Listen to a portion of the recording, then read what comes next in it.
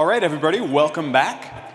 Holden Karnofsky is here. He is the executive director of the Open Philanthropy Project, an organization that identifies outstanding giving opportunities, makes grants, follows the results, and publishes its findings.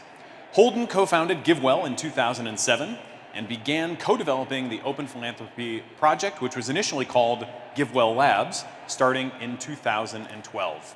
Please join me in welcoming for a fireside chat with Will MacAskill, Holden Karnofsky.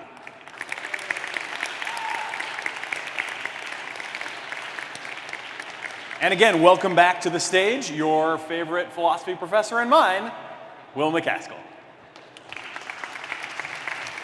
Woo, careful. Cool, thanks for all attending. And as before, don't forget to submit questions on Bizzabo. And I'll, especially if the questions seem good and are relevant to the conversation we're having at the time, I'll kind of thread them into the chat I'm having with Holden just now. So OK, starting off, I mean, most people in the audience I expect to know, but just tell us a bit about Open Philanthropy Project, your background and your focus areas. Sure. So the Open Philanthropy Project is an organization that makes grants to do as much good as possible, and then share what we're thinking and what we're finding to help other philanthropists give as well as they can. We started as part of GiveWell.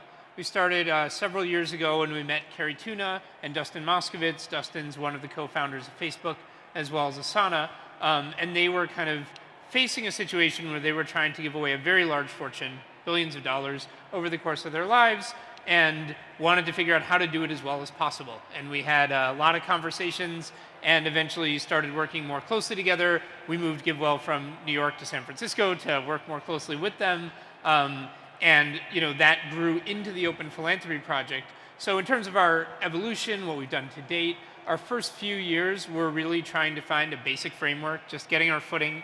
And then in 2014, we spent most of the year choosing causes, finding areas that we thought were important, neglected, and tractable to focus the funding on. And then in 2015, we really spent most of the year just hiring and trying to build the team we needed to give in those causes. And then in 2016 was the first year that we really focused on grant making. And so just to give a sense of scale, in 2015, grant making was about $15 million, but in 2016 it was over $100 million.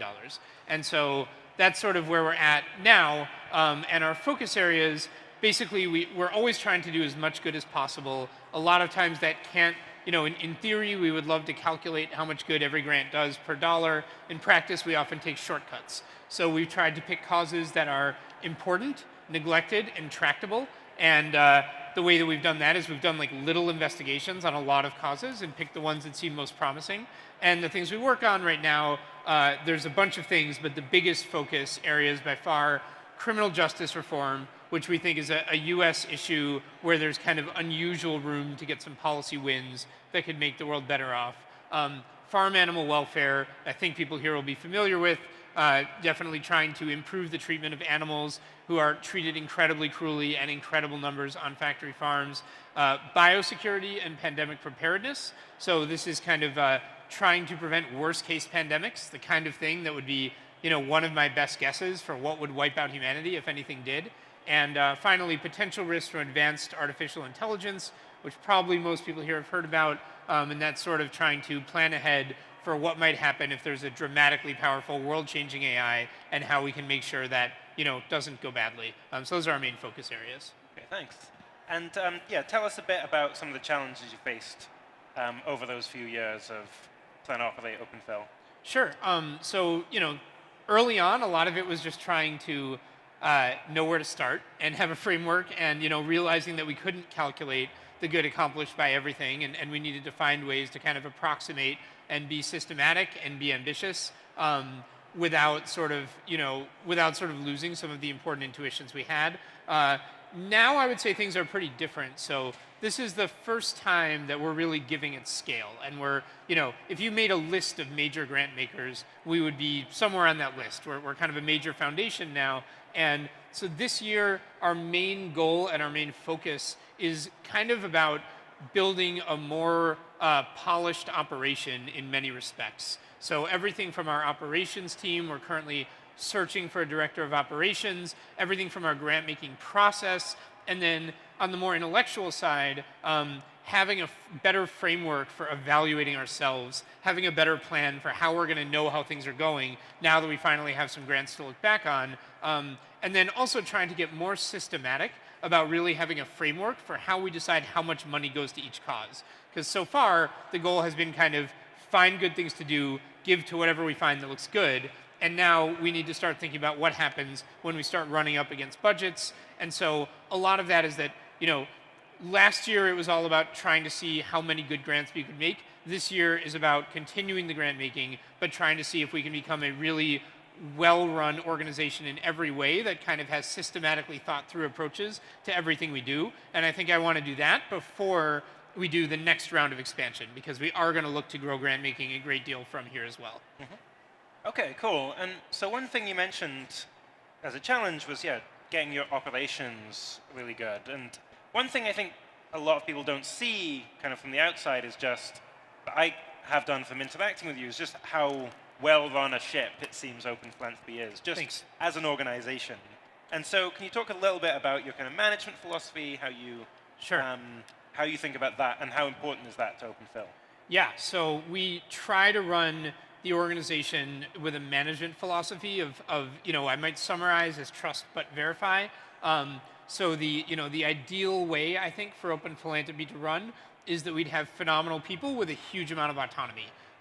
Because if I had to be the one to figure out every grant, whether it was good, I think that would not go well. And I think it's much better if we have program officers who know their field 100 times better than I do, and they have autonomy and they have trust, and they can do things that may not 100% be convincing to me, but that because I trust them, I'm able to stand behind them, and then Carrie and Dustin are able to stand behind them too. So that's the ideal. And so it's a very people-based philosophy. It's all about having great people that we believe in and giving them freedom to do their work.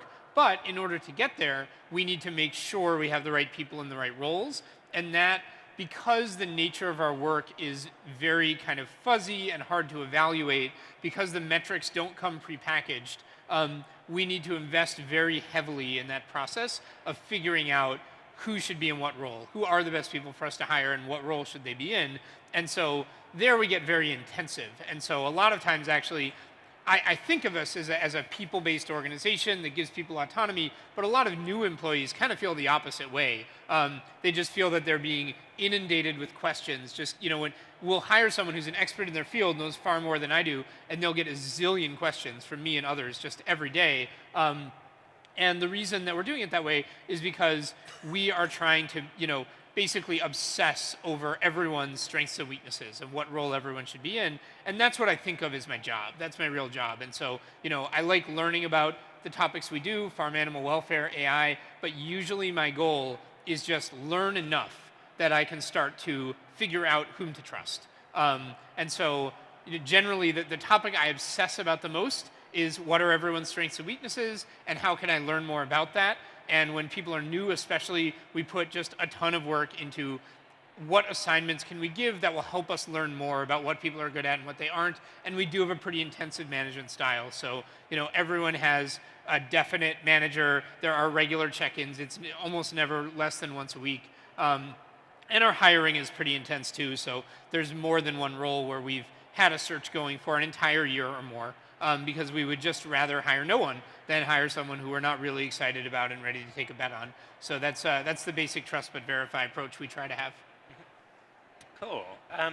Okay, and then something that's been striking for me is it seems like you've changed your views quite a lot certainly over the past decade and also over the past few years. And I'm interested in kind of what drove that. Were there any big realizations, some like epiphany moment, or was it an accumulation of small little updates? Yeah. And maybe talk about the ways in which you've changed your mind as well.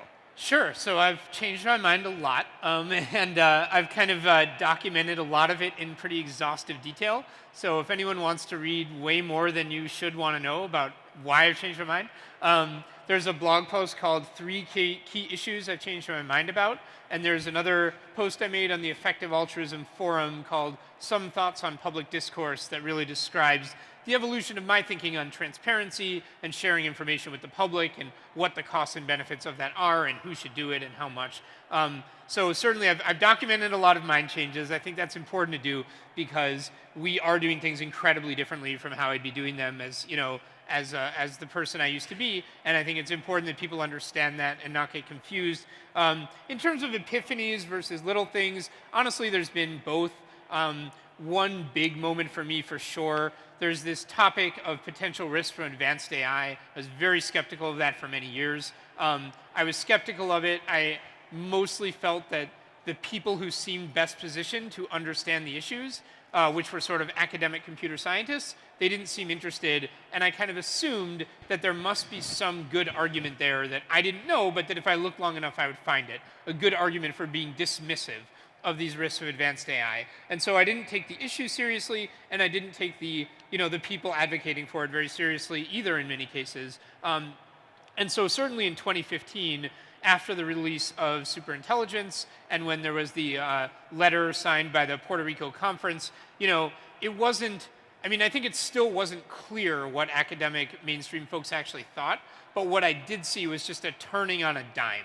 What I saw was just, people had been saying, let's dismiss this. Then people were signing a letter saying, we're for this. I was getting a much better sense of the discourse and what people had to say about the arguments in superintelligence. And that was kind of a big dramatic, update for me of saying, hey, I don't think the arguments are there. I think this is one of the most important issues in the world. Boy, that seems like a big thing to have missed. And also now I got to take another look at a bunch of other beliefs that were feeding into that. And, who are the people who were kind of early advocating for this topic? Because I should probably talk to them more and think about them more. And so a whole bunch of things changed at once. And I talk about that in my 3 key issues post. But there's been other topics where it's just been more slow. I'll have some background view about the way the world works, and that view leads me to expect to see constant confirmation of the view, and every once in a while I'm just like, boy, I'm not seeing any confirmation of this view, maybe I should change it. And that stuff is much harder to track down, but I've certainly tried. Cool, okay. And so as in the course of this updating, how much then has, how deep are the disagreements, if any, within OpenPhil, or disagreements between you and Carrie and Dustin, or are you pretty unified? Sure. So, on one hand, OpenPhil, we try to have a culture that really encourages and welcomes disagreement between, anyone at any level of the organization, because we want everyone to give their input and we want to be able to consider what they're saying. On another hand, we do have this kind of trust but verify culture, and so when 2 people are very different in terms of their level of detail or their level of engagement, you might not see a lot of active disagreement between them, or not as much as you would see between people who kind of work on the same topic at the same level of detail. So for example, a program officer who might be an expert in criminal justice or biosecurity or farm animal welfare, a lot of times when they aren't making sense to me, I'll just say, I defer to you. And I think I have a similar relationship with Carrie and Dustin, where a lot of times I'm more in the weeds, I've got my head in it, we'll talk for a while, but if it's kind of hard to work through the argument, there is a default of deferring. And so in that sense, you may not see a lot of really dramatic disagreements. That said, and certainly I think we're extremely value aligned. Carrie and Dustin, I think, are really bought into the idea of doing as much good as possible. That's what they're passionate about. And so we really do see eye to eye on a lot of things. Certainly it's not exactly, we're not doing exactly what we would be doing if it were my money. One example of that is a lot of times if there's a grant that's really just all about the person, it's just 100% a trust play, and the case for the grant on the merits is very hard to make. Those will be times when I'm closer to the situation, I know the people, I've spent more time on it, and it's going to be hard for Carrie and Dustin to have the same level of buy-in. So examples of this, discretionary budgets for program officers, they have them, how big should they be? Also, the idea has come up of creating regranting pools. So saying, here's an individual, it would be really interesting if they did philanthropy. Why don't we create a regranting fund for them? Those are both ideas where it's just, I'm often closer to the people, closer to the situation, and there's not the same level of buy-in from Carrie and Dustin, and so that's a thing that we work on. And of course, there's the constant at OpenPhil, there's constant disagreements on all sorts of things, and a lot of times I disagree with myself, and so some of the classic topics for that would, for example, be how we want to weigh some of these more speculative, theoretical, high-risk areas we work in versus some of the more tangible ones. Okay, cool. And so then, what are some of the big, wins that you've had, do you think, in the past? So you're pursuing this idea of hits-based giving. You expect most grants not to pay off. Yep. So I guess both, how are you evaluating this at the moment, or intend to evaluate this in the future? And then are there cases already where you think, yeah, I've really made a lot of progress in this area, and we can verify that? Yep, so one of the challenges of evaluation is that OpenPhil has this hits-based giving philosophy, which says that we think a lot of the best grants are going to be the kind of thing where you make 10 grants, 9 of them are a total failure and just kind of look silly in retrospect, and one of them is a huge success that justifies everything else. And it's kind of a venture capital style philosophy, and I think if you look at past philanthropic wins, I think you can see some that are big enough to justify a lot of failures. So it's important to us to be able to do things that it may be hard to argue the case, it may be a high-risk thing to do, also to do things that might take a long time to work, and things where we may never know if we had an impact. And so we need to be open to all kinds of sort of, maybe high expertise grants that are, by their nature, just very hard to evaluate or take a very long time. And so because of that, we don't want to have a very draconian sort of algorithmic system of having metrics on our grants, because we think that will put us in a straitjacket where people only make grants that you can clearly justify, and that will keep us away from some of the big potential wins. That's a challenge for us. So far, the thing that we've tried to do, and I will say everything is too new to say a ton about this. 2016 was our first year with a lot of giving. We don't have a lot of grants that are old enough to say much about. But so far the approach has been to emphasize making clear predictions, setting out expectations. When you make a grant, there's an internal write-up that everyone has to fill out. The person suggesting the grant fills out the write-up. And it includes questions like, what would make this grant a success? What are you hoping for? How will we decide whether to renew?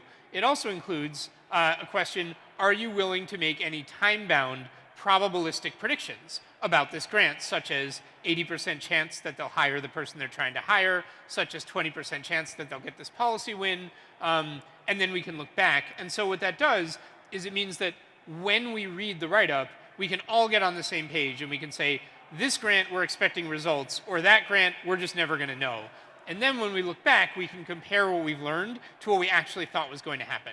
And so far our main approach to evaluation is it's kind of the opposite of one size fits all. It's trying to give ourselves a lot of leeway to treat every grant differently, and instead sort of say, let's just be clear about what we're aiming for, what we're expecting, and then we'll look back and evaluate the grant on its own terms. You asked if we had wins. I think we do. In fact, I would say we have more wins than I would have expected for sure. I think it's a little early for someone working on long time horizons like us to expect much, but I think the farm animal work has really succeeded way beyond what I would have predicted, and especially much faster. So when we started our farm animal program, there were these corporate campaigns that had a couple big wins, getting like a major fast food chain to pledge to go cage-free in all its eggs. And we kind of came in and said, how much can you scale up and speed up these campaigns? And very shortly afterward, basically almost every major grocer and every major fast food company in the US has made a pledge to go cage-free. Then we started taking it international. There have been a whole bunch of corporate pledges there. Also moving on to broiler welfare, have been getting some wins there. So I definitely don't want to give the impression we think this is all because of our funding. I think some of it was inevitable. Some of the hardest wins were already in place when we came in, and there is something of a domino effect. But I would say that is an area where I was surprised. I think we at least sped things up, and it's been very exciting to just see, animal advocates going after corporations, getting pledges that we think are just going to affect huge numbers of animals, make their lives better, and the cost effectiveness of that per dollar looks really good. And I think could justify a lot of the rest of our portfolio not going so well, if that's kind of how it comes to. On criminal justice reform, I would say we've seen a couple of early wins. Some of them are small. There was a major bill in Illinois, bipartisan, big reduction in incarceration that we believe would have been very unlikely to happen without our funding, and came, major involvement from the Alliance for Safety and Justice, which is basically our biggest bet in criminal justice reform, and we're their major funder. And I think that program is not yet at the point where we have enough wins to justify the program. I think that's on a slightly longer timeline, but I think the early signs that it could are there. And then some of our other programs, we look for intermediate signs that things are going well. We ask, are we helping to grow for AI safety? We ask, are we helping to grow the field? Are there more people working on this than a year ago? But in terms of actual wins, in terms of this made the world better, I don't have anything to report on some of those longer term or X-risk focused causes yet. Okay, great. And then one question from the audience is, 5 years' time, what are your kind of aims for open philanthropy? Sure. So I would say, I'll maybe answer it a year at a time or so. I would hope that in a year or two, that I feel that we're just very systematic and excellent at everything we do. So I think so far we've been very pragmatic. We picked causes, we hired people, we've brought up our grant making, but I also want it to be the case that we have really thought through everything about how much budget goes to each area, which we haven't done yet, how we evaluate ourselves. Our operations team should be really smooth. Our grants payments process should be, I think, better than it is. And so that's step one in a year or two. And then what I would hope is that at that point, we're sort of aiming to be, in a sense, a role model philanthropic organization. That every aspect of our work, from choosing the causes, choosing the grants, choosing the people, executing the grants, we're doing it kind of as well as we could sort of hope to. And then I think the focus becomes twofold. One is we need to scale up our giving more. And two is I think if and when we do become a role model, we want to put more effort into helping other philanthropists do better work. And so 5 years from now, I think we would hopefully see the beginnings of that. I think we would see that we're, starting to engage a lot with other people getting started in their philanthropy. And maybe by then we're getting close, or we're about to get close to sort of peak giving that we're aiming for, which would be several times our current giving. And I hope maybe in more like 10 years that, the giving is as high as it's going to get, and also that we're having a big influence on how everyone is thinking about giving, especially people who are just starting off and can kind of do it any way. Okay, cool. And then in terms of the relationship between OpenPhil and the EA community, it's obviously a really big issue for the EA community that now there's billions of dollars of potential funding, very aligned in terms of values with most of the core people in EA. Do you think that given that there's still a role for people to be going and earning to give, or do you think that's just not a useful thing for people to be doing now? Yeah, I definitely think there's a role for earning to give. I think that's for a few reasons. One, everyone has blind spots, and we're an institution, and we're going to miss a lot of things. So I think it's, as someone giving who's very engaged and looking hard for the best opportunities, I absolutely expect people to find things that we miss. And then another thing is that, funders play an important role for nonprofits. They're one of the main sources of accountability. If the management is kind of, maybe losing their edge or not fulfilling the mission of the organization anymore, a lot of times that is who has the actual ability to, impose some accountability. So for us to be the only funder, for example, of all the effective altruist orgs, I think would be a very bad thing, and it would be unhealthy. I think there needs to be more diversity in that funding base there for sure. And a lot of times we just refuse to fund, let's say, more than half of an organization because we don't want to be just running the place, in terms of accountability when we don't have the time to engage in that. So we prefer a diversified base of donors holding accountable. So I think, yeah, we definitely don't want to be the only effective altruist funder. I will say on earning to give that I do think that the kind of talent gaps to me look more dire and pressing and red hot than the funding gaps right now, for sure. And I'll also say that the donors I'm most excited about are the ones who are really dialed in and very serious and pay a lot of attention. I think those are the ones who have the ability to fill some of these roles I'm talking about. And so if I were thinking about earning to give, I would be more excited about having a chance of becoming a massive, very engaged donor than I would be about just kind of giving a medium amount and paying a little bit of attention every year. And for that reason, I think this donor lottery idea that Carl Schulman and Paul Cristiano have put together is very interesting because it lets you actually make that trade. So you can say, I am giving away a modest amount, but instead I can sort of play this donor lottery, and one person is going to end up giving away a large amount, and they can take it really seriously, and the rest of us can save our time. So I think it's a pretty interesting idea and something to think about.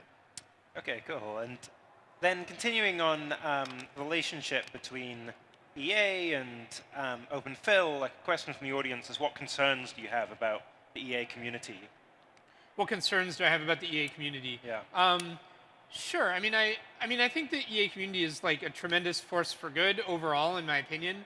I think that one of the things that is tough is that we know we're affiliated with the EA community, and so whatever message becomes associated with EA, we always have to worry a little bit about how that might affect how people perceive us, and that can be important.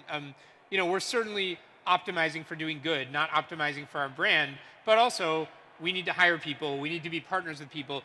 We want people to be excited to get funding from open philanthropy. So we certainly care about reputation. And so I think, yeah, there has been in EA a bit of a history of statements that might be arrogant or sound arrogant, that might be very extreme. Statements about how some causes are just obviously better than others. I think that can be kind of a general current of effective altruist thinking of just, and I think in a funny way, I think there's a bit of confusion around it, because I think a lot of effective altruists are trying to be humble and modest, and they're trying to use a Bayesian framework. So instead of believing things are true or not true, they believe with probabilities. But then what they end up doing is that they'll put a probability on something and then multiply through by some other big number and end up deciding that actually there's only one decision that could possibly ever be justified, and it dominates all other decisions. And I think that, like, in a way they're trying to be humble, but I think that when you act as though you've done the math and you have the answer and it's obvious what to do, I think that is perceived by many people as arrogance, and is arrogance, I think, regardless of whether you are at 99% on any particular proposition. So that's something I watch out for sometimes. And I think another part, another thing that comes with arrogance sometimes is giving any impression that you might be, have an ends justify the means mentality. Like, for example, that you might be willing to deceive someone to get them to give more money. Open philanthropy really tries to just build ourselves on, trustworthiness and integrity and truth. Those come first, and we do impact as much as we can subject to those things. And I think that is what most effective altruists aspire to as well, and that's what I think they should. Cool. And then what skills, again, a question from the audience, what things do you think are missing in the EA movement at the moment in terms of skills, areas of knowledge, gaps that people like in this room could be trying to fill? Sure. Well, I certainly think there's a tremendous number of gaps. There's a lot of things we wish we could fund that we're not funding. Certainly on AI, people doing good work on AI strategy. I think that's a very thin field right now. Certainly on biosecurity and pandemic preparedness, people are focused on the worst cases. That's not where the field currently is at. I think that obviously wish there were more AI safety technical researchers. I wish the farm animal welfare movement were bigger, not just in terms of campaigners, but in terms of knowledge. A lot of these corporate campaigns, you need to know what to ask for. And so, we've read these fascinating studies about what chickens prefer and how you figure that out. And, will a chicken push a heavy door to get this kind of behavior or that kind of behavior? And I think I wish the research on what kind of lives chickens want were better. That would be useful. And so, there's a whole bunch of things. But I think a common thread running through a lot of this is that I do think that the EA community is short on people who have a really deep, serious specialization and expertise. I think that often is what you need to do a lot of the things I'm saying and to do a lot of other things. And I also think the EA community seems to me sometimes to be a bit heavy on people whose favorite thing to do is sort of think and write and talk, all of which I think are very important and good, but maybe a little short on execution. So certainly when I look at who I wish we were funding, it's like, it would be really wonderful if there was just a lot of people who just, they're top machine learning researchers, they're top pandemic preparedness people, they know their field, they know everything about it, they know everyone in it, and they do stuff, consistently. And I think that's the kind of thing that I most wish there were more of. Terrific. And this is cool. This is also very relevant to the theme of the conference, which is thinking like, not how do I do the most good, but how do we as a community do the most good, where that means like, yeah, taking integrity really seriously, because if you're not just giving yourself a bad name, but the whole community. And then secondly, it's just starting to specialize, because we can benefit from division of labor and people getting peak. Yeah, I think there was a time when it made a little bit more sense to just say, here are some amazing ideas. Let's do whatever we can to get people to pay attention to them, you know? Yeah. And I think I still want people doing that. I still think that's a good thing to do, but I think there's these sort of dire needs for certain kinds of execution now too, and a lot of that requires specialization. Yeah, and like not everyone can be like a thinker. That's right. Yeah. These other skills are really valuable too. That's right. So. Yeah. Okay, changing tack a little bit. Again, something that's coming from the audience a bit is what you feel like you've learned in terms of trying to influence government. So maybe giving a little bit of an overview of what sort of lobbying or more political activities have you done in the past? Yep. And then like, what's your general approach to how you think about this? What are the areas of influence over, we'll focus on US policy or politics that you'd be most excited by?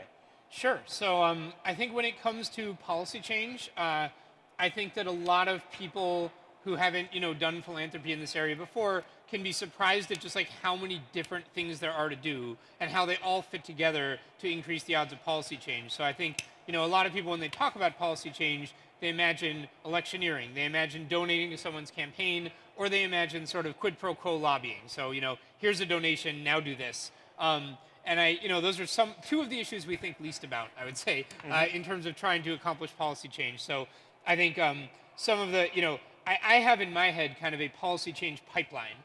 There's kind of the early stage work and the late stage work, kind of like a drug development pipeline. So there's academic research, which is coming up with new ways of thinking about policy, new ideas that can affect the policy discussion. And certainly people have credited neoliberals and conservatives with getting very far on that over the past several decades. And that's a philanthropic, nonprofit, and very long-term endeavor that doesn't really look like a power play, but it can matter a lot. Then you kind of go one level more applied, and you have these think tanks that say, here is an idea, how can we craft a bill or a policy proposal or a practical way of setting up the law that would embody this idea. And there's think tanks at different levels of sort of being more academic and trying to think about what kinds of policy structures would be cool. And then there's think tanks that really try to push, really like skeleton bills or principles. And then when you have something that you want to happen, you have advocacy. And I don't think with the way things are set up that kind of like trading donations for legislation is, to me, it's not the most interesting thing to think about or the most important thing. People care. A lot of times people are more likely to pass a bill, A, when they understand the pros and cons, and B, when they feel that their constituents care, when they feel that lots of people with lots of votes care. And that leads to two different kinds of lobbying. Grass tops lobbying, which a lot of it is just about helping people. There's just, the bills are so complex and there's so much to know that if you can just be a credible voice on what a bill does and what the pros and cons are, you can help your allies know what to do and what to push for. And then grassroots is organizing and bringing together lots and lots of people who might care about an issue, but nobody's grabbed their attention. Nobody's pulled them together around an action. And so those can make things dramatically more likely. And then there's a whole bunch of other things. So, in criminal justice reform, we believe a lot of the reason the US, in our view, over-incarcerates people, it's not just what the sentencing laws say, it's the prosecutors. And prosecutors have a lot of discretion. So, a prosecutor decides what kind of sentence they're going to ask for and who they're going to go after. And if a prosecutor, if their whole culture is being tough on crime and their whole self-conception of what it means to be a good prosecutor is locking up lots of people and being tough, you get one world. If there's another conception that says, I am serving my community, we don't want people to suffer in prison, and we don't want to pay for it either if there's not a good reason, and I want to help my community broadly, that's another culture. And so changing the culture of prosecutors is an example of something we think could change policy outcomes a lot. It's not legislation. It's not the same kind of thing. And so that leads to a whole other set of interventions. So, my bottom line is there's a whole set of things you can do, and they can fit together in complex ways. And our approach has been, we've got to pick the best issues to work on. We've got to pick the issues where we really want to go in. We think we can get some wins. and or we think the wins would be really worthwhile. And then we've got to have someone who specializes it and lives and breathes that issue and knows how to put together all these pieces and see what's missing. And that is the role that, in many cases, our program officers are playing. Oh, great answer. OK, another question from the audience is about blind spots. Yep. What do you think, maybe this is impossible to answer, but what do you think are the blind spots of OpenPhil or the blind spots of EA? Yeah, well, it's definitely hard to answer a question about my own blind spots. So what do I think? I mean, certainly I would say that as an institution, with like a lot of people trying to coordinate together, there are things that we have more trouble seeing than an individual might see. So I think certainly, a lot of times projects that are smaller are harder for us. Like we have to engage with them to understand them, and we're less likely to do it. So I think we can miss a lot of good small things. I think projects that have risks, especially reputational risks, like if the grant is good enough, if the impact is good enough, we will take on any amount of reputational risk. If the grant is good and the PR risk is manageable, we will take that on. But I think that we do look at what is going on in the media and how people might react to things and how that's going to affect our reputation, and not everything that we contemplate is worth it. And so I think that as an institution, there are things that are maybe harder for us to do as quickly and as confidently as, let's say, an individual donor who is obsessed with some corner of the world that we don't know very well and is able to do it. I mean, well, a much more obvious blind spot for us, we have focus areas. We don't, we are very deliberate about this. We like to pick things to care about, become really, really knowledgeable about them, and then be able to make quick and bold and good decisions about them. But that means we have to pick. And so if some grant comes out of nowhere and it's not the kind of thing we usually think about, we've tried to choose those well, but we're not as good at evaluating those grants. And if there's something that's not a focus area that you know a lot about, then you're probably sitting in our blind spot, and you should probably, do something good. So yeah, so those are some answers to that. OK, cool. Yeah. So we'll change tack a little bit, and then say you've made risks from advanced artificial intelligence a key focus area at the moment. And so tell us a little bit about how you see AI developing over the coming decades, what your timelines for development of artificial general intelligence or transformative AI might be. How do you see that landscape? Yeah, this is a tough topic to cover succinctly. And definitely, last year I put a lot of work into 2 very long posts and still felt that we had been very superficial about it. So I'm going to do what I can in a few minutes. Basically, I guess premise 1 is that it seems like it ought to be possible in principle to build an algorithm or an AI that sort of can outperform humans at very important intellectual tasks. It doesn't have to be all tasks. And so we call this transformative AI. And I guess part of this premise is the idea that humans dominate the planet and have shaped, everything going on Earth more than other animals, not because we're strong, but because of our intelligence and because of the ideas we have. And so intelligence is power. And so, at some point, it seems like it should be possible to build an AI that is able to take the kinds of things humans have done that have made us most powerful, and in some ways most scary, like developing nuclear weapons, and do that better than humans can. So that's kind of premise 1, obviously debatable, but it's something I definitely believe. Premise 2 is that it might happen on the soon side. So that is, we have tried it's very, very hard to make predictions about the long-term future. It's certainly the case that there's nothing close today to an AI that could develop, a new kind of weapon or something on its own using kind of creative scientific research. But I think it's possible, and our best guess is that there's a reasonable probability this happens within the next 20 years. So last year I said at least 10% in the next 20 years. This year I'm saying at least 10% in the next 19 years. I usually don't get into more detail than that because my views move around a lot, and I think 10% is enough. For someone like us, we're doing hits-based giving. When you think about the kind of dramatic transformation the world might undergo if for the first time ever you had something that was superhuman at the key intellectual tasks, I think that a 10% chance of that is enough to take really, really seriously and sort of act as if it's 100% and see what happens.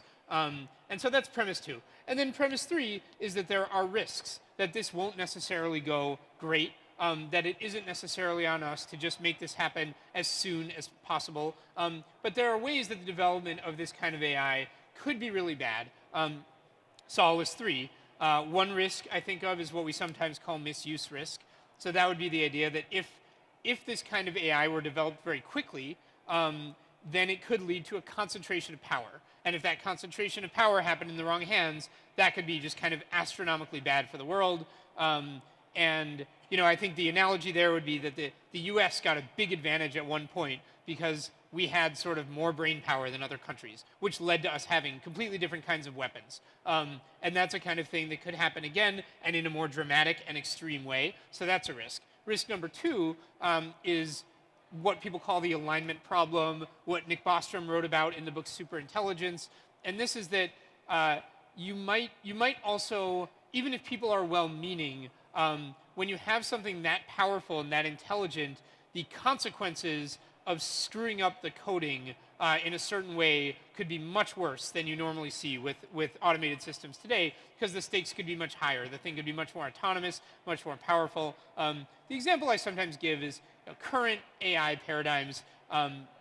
You give an AI a very well-defined, algorithmically precise, measurable goal, and it will learn whatever it needs to learn to achieve that goal. So if it's a video game and it gets points, it will learn how to understand the screen and break it down and come up with strategies to get those points. And you could imagine a world where AIs are much more broad and creative and powerful, but they still need that very measurable goal.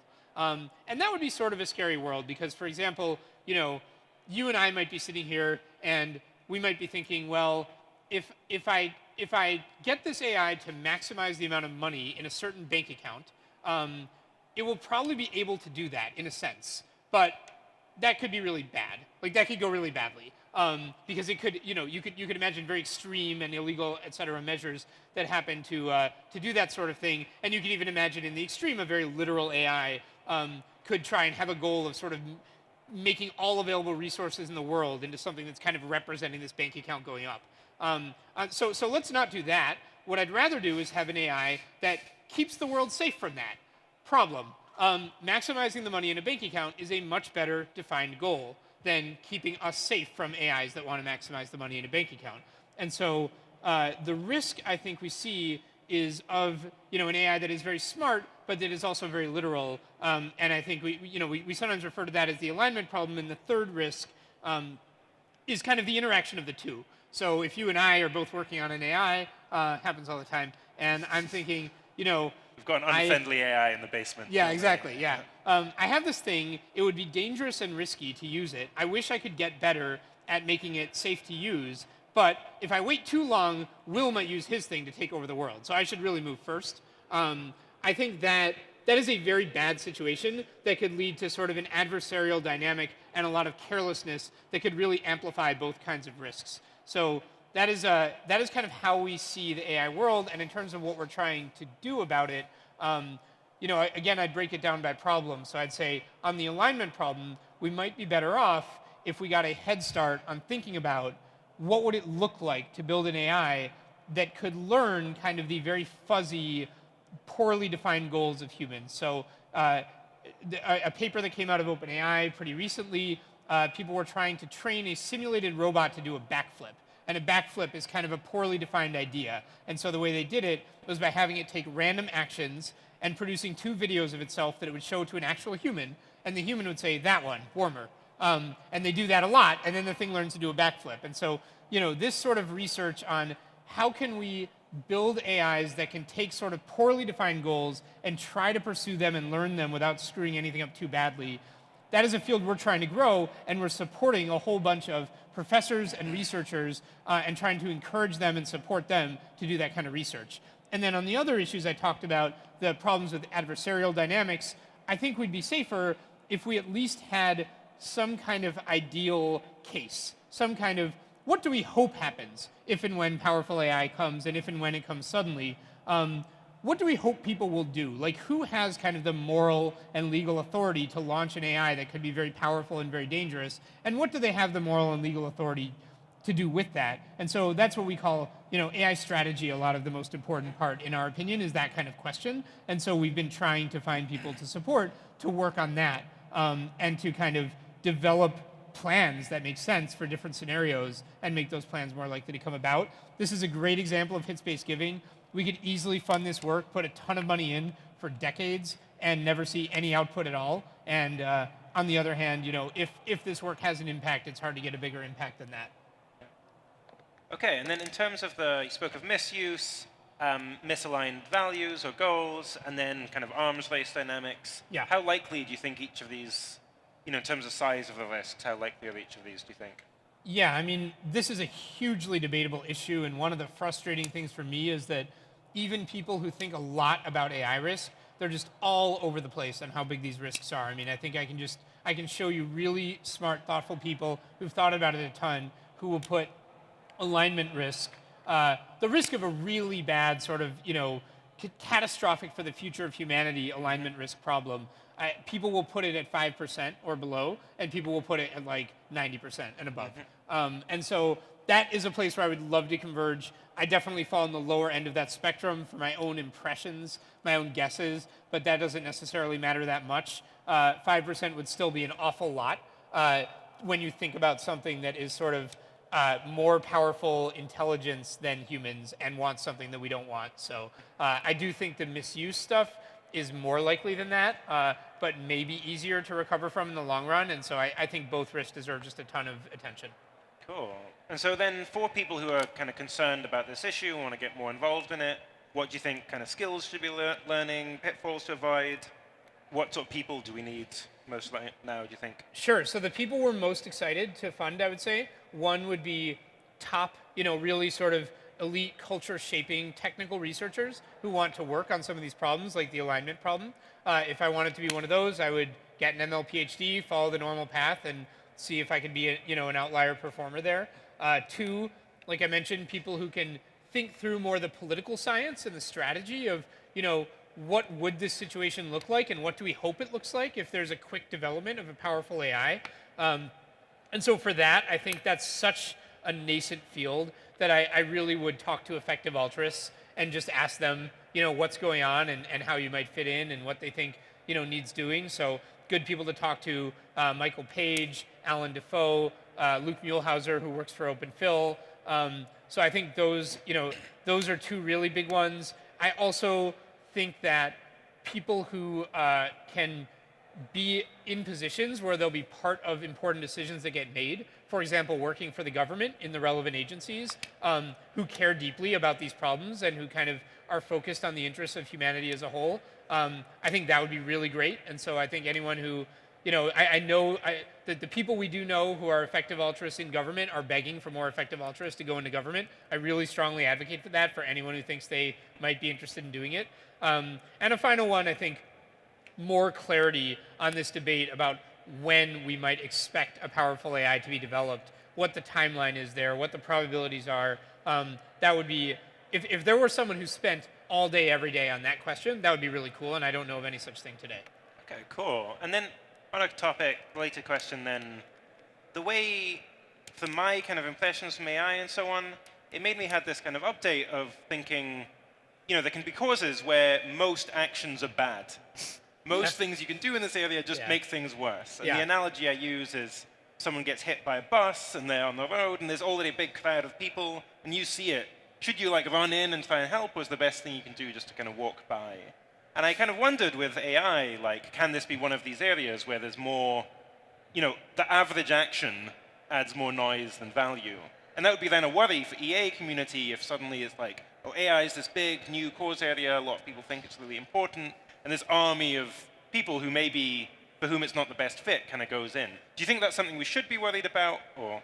Yeah, I do worry about that. I think it's kind of true that at least everything I can think of, every action you can take on AI has at least some sort of downside. I think it's a cause where people are sort of debating what to focus on and debating what to do, and a lot of it is about trying to find the best thing and focus on that. But I don't think there's a lot of actions that are just obviously good.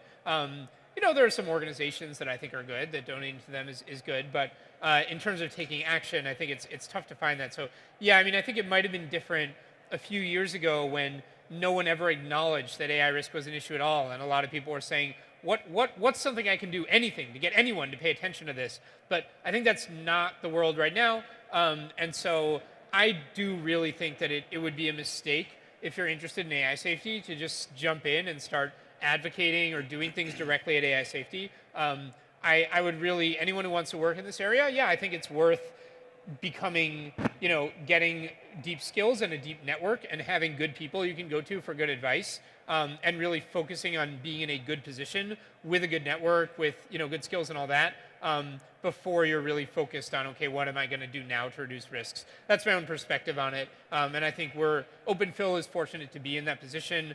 We do know a lot of the people who've been thinking about these issues the longest, and we check in with people like crazy on just about everything we do. And so last kind of question on AI then is, you recently made a big grant to OpenAI. Tell us firstly about kind of reasoning behind that grant, what your relationship will be like going forward. And then, again, as a question from the audience, you got some criticism in the light of making that grant with respect to relationship disclosures, the substance of it, communication, and so on. Like, how do you respond to that, those worries or criticisms as well? Sure. So there's a lot to go into here. OpenAI is one of our biggest bets. It's financially our biggest bet so far in AI. I think it is a great example of just like a very risky, hard to evaluate grant. I think it is absolutely worth it. I think it is super high impact and expectation, and it touches on all the areas we talked about. So, on the technical research side, we want technical research to grow as a field. We want more people working on safety. But the thing is, we fund academics. We're becoming increasingly aware that industry is where the most prestigious career paths are in a lot of people's eyes. And so when AI researchers think about what they want to work on, they do want to think about what the jobs are and what industry is interested in. And as a matter of normality, we can't fund industry. They won't take our money, and they're not looking for it, and they have different incentives. And so the opportunity to take, I think OpenAI did an amazing job and really surprised me with how fast they were able to recruit top talent and just enter the conversation immediately as one of the first organizations anyone says as like, who's a leading edge industry AI lab, who's got the best talent, they're right up there. Having the opportunity to get a board seat at that organization and to encourage that organization to put more resources and more energy into this safety research, I think is like something very unique, and I don't know how else we could have gotten that chance to have a cultural impact there. I think on the strategy side, certainly I think OpenAI could be a good place for someone to work who is thinking about what I called the deployment problem. So I'm going to think about what is the ideal outcome, because I think if and when we end up in one of these difficult situations, I think a lot of what happens is going to be shaped by whatever labs are on the frontier. So when policymakers, when governments are trying to decide what to do, who should launch AI, how, and what properties it has, it's going to be those labs shaping the conversation. And so I think, OpenAI ought to have someone who is a really serious, dedicated advisor and scholar on these issues and has the best answers available. And B, I think OpenAI provides an environment where there's actual practical demand for what that person is doing. And OpenAI makes decisions today that could bear on this later situation we find ourselves in. So, what is the right level of information security for a lab today? What is the right policy for who could be a donor and what kind of access to information they get? What is the right policy on background checks, things like that. So I think there's a whole bunch and on openness, actually, which is something that they got a lot of criticism for, that I was sympathetic to, is, do you always want to be open or not? Or are there risks to that? So I think they are making a lot of directly relevant decisions. I think they're a good place for someone to think about that. And I think they're a leader on the culture of technical research. So, we definitely saw that as a great opportunity to get a board seat at that organization. And it's also a grant where it's not just money. I spent a ton of time on this grant because we are very engaged. We're very involved. Our basic feeling is that OpenAI has done a phenomenal job getting to the front edge of capabilities, and their leadership has great values, wants the best for humanity, but we do not agree with everything they've done and everything they've said on the tactics and how you achieve those values. And so to us, that's kind of the sweet spot of where it might work to be a very active donor and to be a consistent voice to say we're a large donor, we're a board member, and we are going to try and bridge OpenAI's leadership with the effective altruist community, the people who we think the hardest about the safety issues.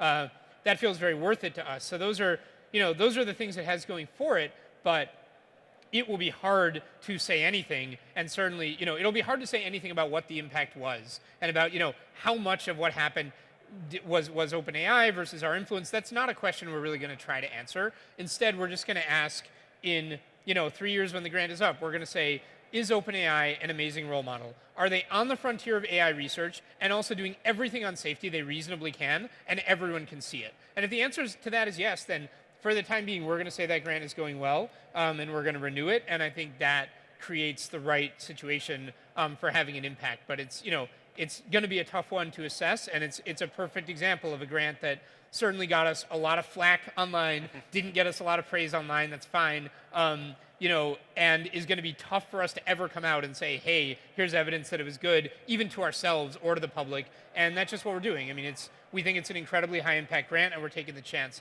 With respect to the relationships and the disclosures, we have a lot of ties to OpenAI, and frankly, if we didn't, I would be a lot more pessimistic.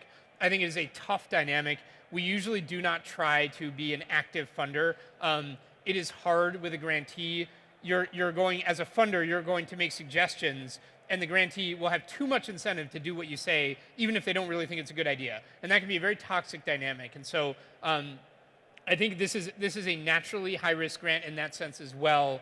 And I think it is absolutely the case that we have strong ties to OpenAI. So 2 of their researchers live in a house with me. One of them is my future brother-in-law.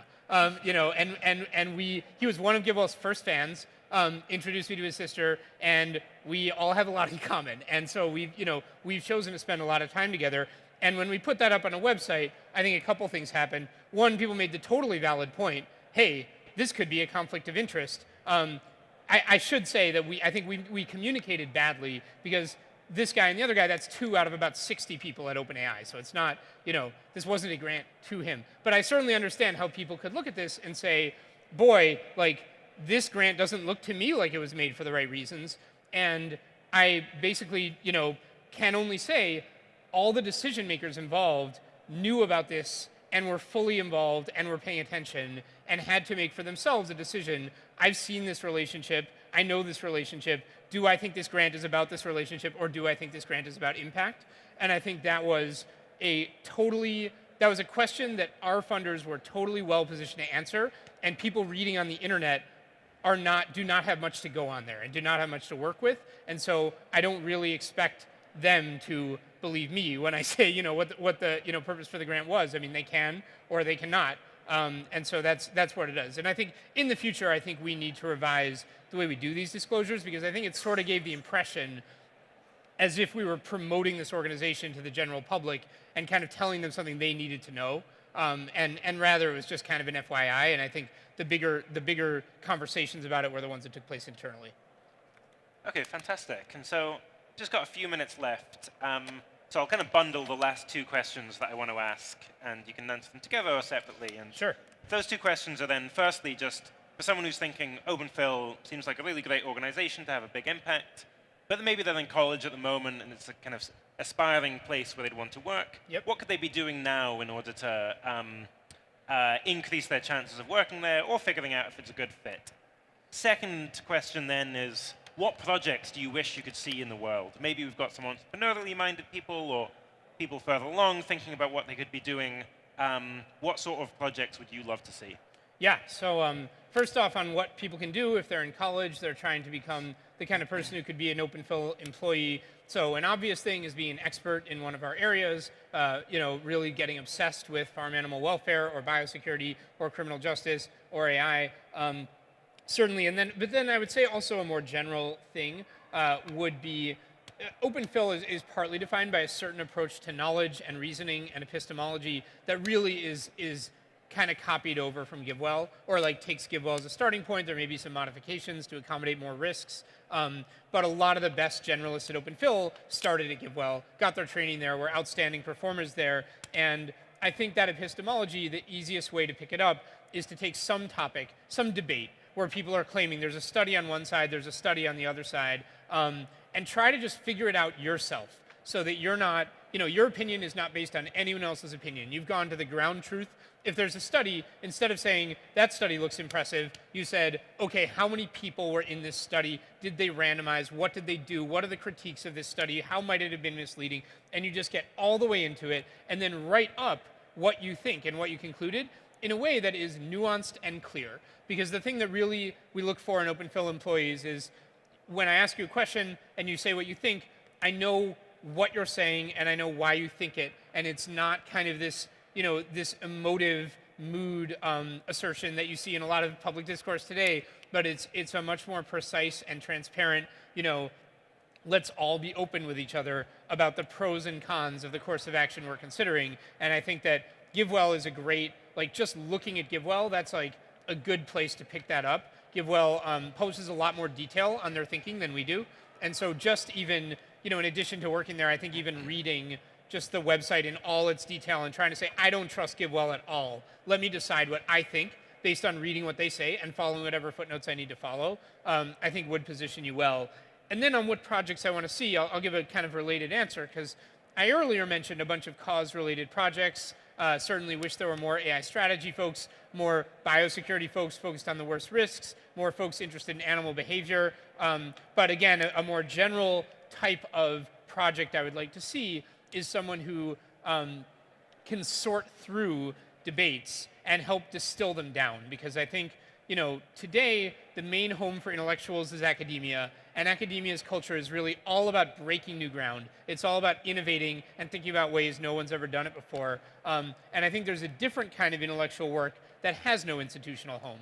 And that is when you already have a zillion studies and you're drowning in them and everyone is claiming this and that. You can always, everyone can cite a study supporting their position. But what would actually believe if you read all the studies and understood all the studies? And is there anyone who's doing that critical work and helping people sort through all the information that's out there, not breaking new ground, not having new insights, but just saying, this is what's out there, and I'm going to help break it down and distill it and critically analyze it so that we can use it for decision making? I think that's a general category, and generally any question I have, whether it's, should I floss or, how effective is deworming, it's like my choices are kind of spend hundreds of hours reading papers, or hope that Slate Star Codex puts up a 75-page blog post, or hope that it happens to be a GiveWell topic.